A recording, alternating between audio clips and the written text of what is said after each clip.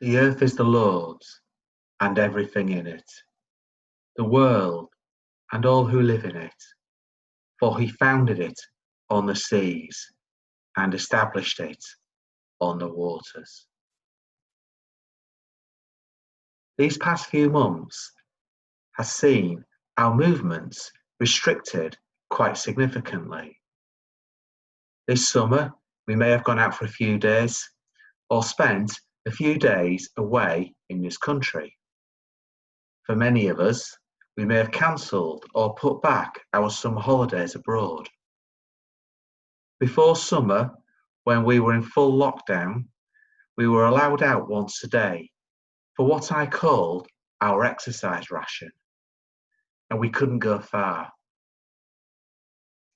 I was restricted to an evening walk with Bailey, our dog, in our local park after tea. Jenny took him after lunch, so at least he managed to get 2 walks.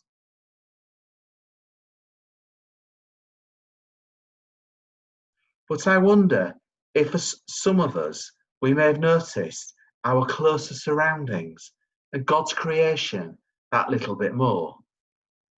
This picture here is a willow tree in our local park, which I ended up walking past every evening. The picture isn't the best, but somehow each evening it was a balm for my soul. As Bailey, our dog, could run freely, it enabled my spirit to feel a little lighter. God was using a tree in an inner city park to assure me.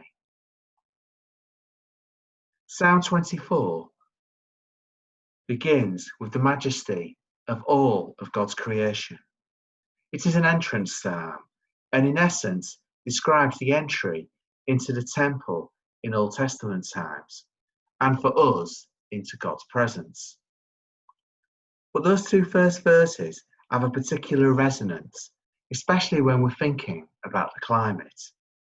It says, "The earth is the Lord's and everything in it." This doesn't just mean national parks or lovely beaches. It doesn't just mean spectacular wildlife and wonderful scenery in far-flung places. Rather, it means everything and everyone. It means where we live as well.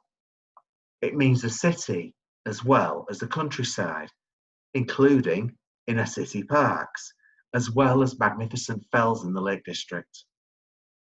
It means caring for the poor, whom climate change affects the most in many parts of the world. Everything is the Lord's. Therefore, if everything belongs to God, and we are to look after this world, as Psalm 8 outlines, it strikes me that we should be charged with looking after our world the best we can.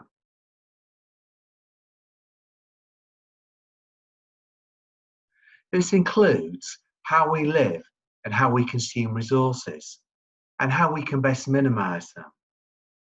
The first part of the psalm also says, "For he founded it on the seas and established it on the waters."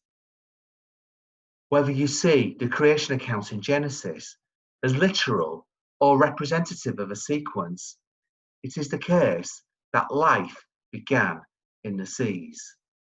And without water, we cannot simply live.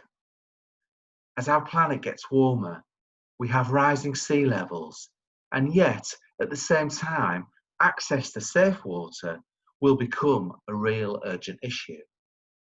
People will struggle to get hold of safe water. What can we do about water? What can we do about this issue of resources in our world?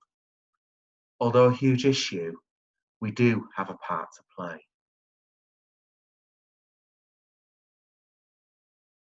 In Touch this week, Marie has listed a number of ways to remind us of the importance of water and also some practical actions to take. We are encouraged to make some noise about this. We have these 2 lovely underwater pictures here designed by some of our children. Perhaps we may see some other pictures that children have done in future weeks. Maybe perhaps we can find a Bible verse together as a family about water, or maybe we might individually or together write a poem, design a poster, take some pictures and share them widely, make a noise.